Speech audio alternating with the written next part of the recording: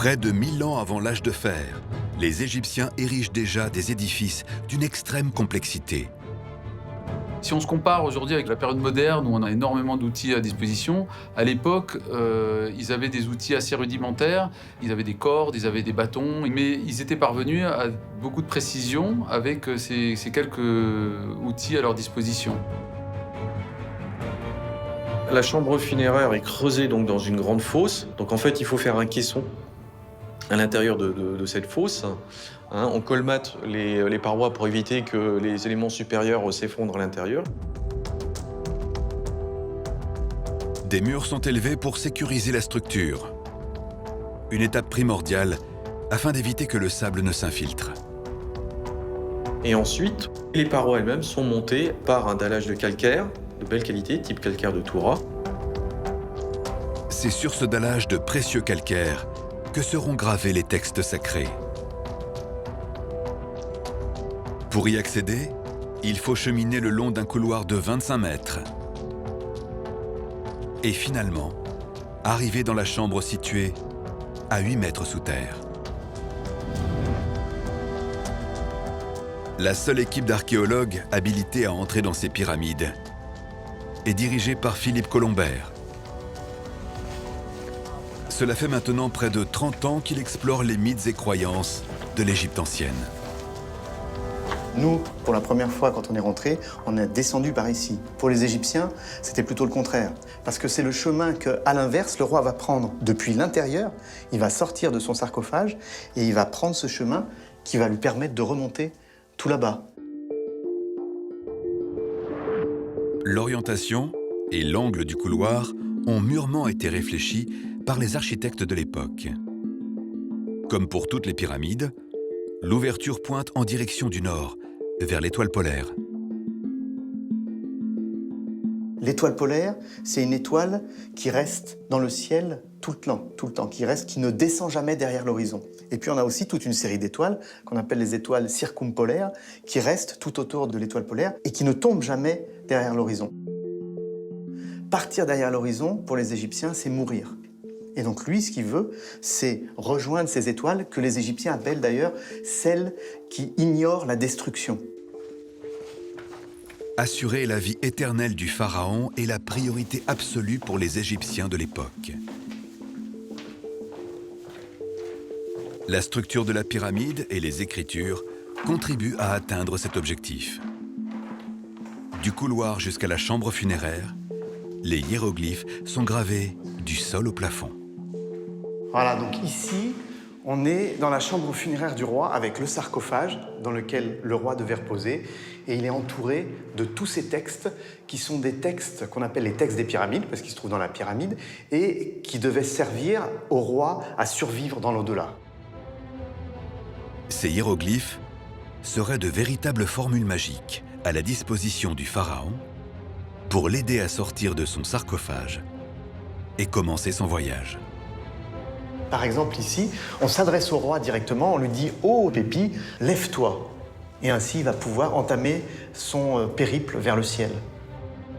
Ces formules sont en réalité un mode d'emploi concret. Elles lui permettent d'obtenir les clés des autres mondes, de se nourrir et de traverser les épreuves. Il y a des formules magiques, bien sûr, pour éloigner les scorpions, les serpents, tous les nuisibles qui peuvent lui boucher le chemin. Dans l'hymne cannibale, le roi apparaît et mange tous les dieux et déesses.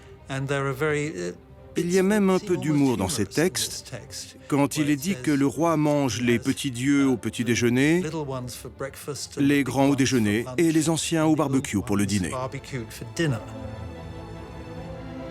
Au total, 651 formules tapissent la chambre funéraire du pharaon.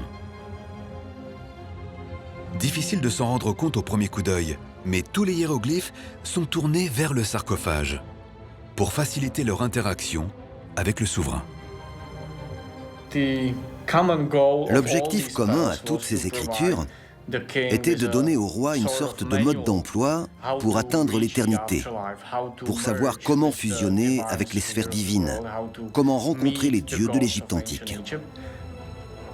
Ces formules ancestrales proviennent de différentes histoires, de contes et de croyances, que les Égyptiens se sont transmis de génération en génération pendant des millénaires. Là, on a un accès pratiquement direct à ce que pensaient les Égyptiens anciens aux environs de, ici, 2300 avant Jésus-Christ, mais même plus encore, parce que ce sont des textes qui ont été gravés à l'époque de Pépi Ier, mais qui ont été inventés bien avant. Donc on arrive même à une époque, ça rappelle des éléments de la religion égyptienne antérieurs à l'époque où l'écriture même existait. À travers ces textes, les égyptologues parviennent à se replonger dans les pensées de l'époque. Mais pour cela, il faut se pencher davantage sur les hiéroglyphes et les observer de près. Tous ces signes sont en réalité capables, selon les croyances, de prendre vie. Certains hiéroglyphes sont donc mutilés pour ne pas mettre en danger le roi. Par exemple, on a ici ce petit éléphant. Un éléphant, ça peut devenir un animal dangereux. Pour éviter que ce hiéroglyphe magiquement vienne s'attaquer au roi, eh bien ici, ils l'ont plâtré. On voit ici l'éléphant qui a été plâtré dans l'arrière-train de manière à ce qu'il ne l'empêchait de se déplacer, en fait. C'est en réalité deux parties de l'éléphant qui ont été masquées. Son arrière-train, mais également sa trompe. D'autres animaux ont subi le même traitement. Le pharaon est ainsi protégé des mauvais sorts. Mais il faut également le prémunir des agressions extérieures.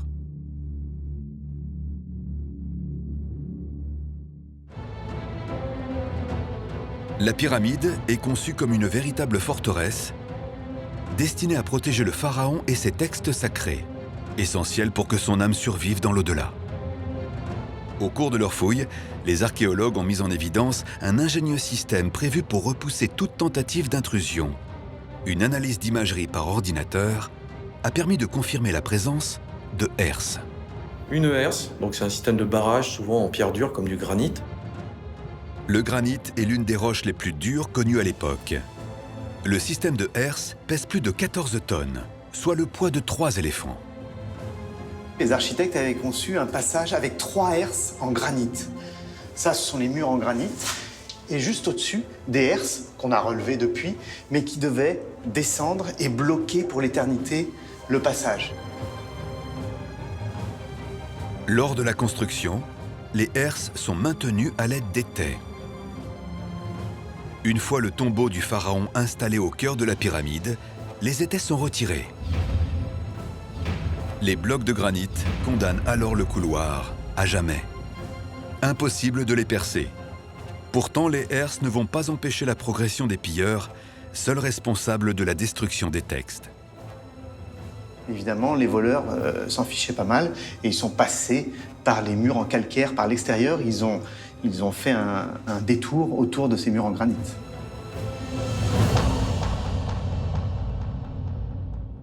Pour les chercheurs, comprendre comment les pilleurs sont parvenus au cœur de la pyramide permet d'obtenir des indices sur les dégâts qu'ils ont pu causer.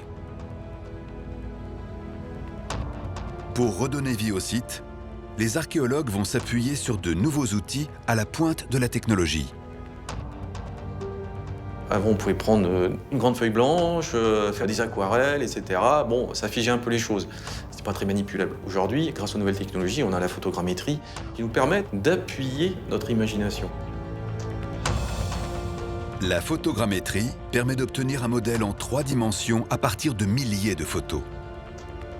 Pour la première fois, les chercheurs vont réaliser cette méthode sur 40 hectares. Une technique qui permet de découvrir de nouveaux indices, de mettre au jour les secrets du règne de Pépi Ier et de sa dynastie.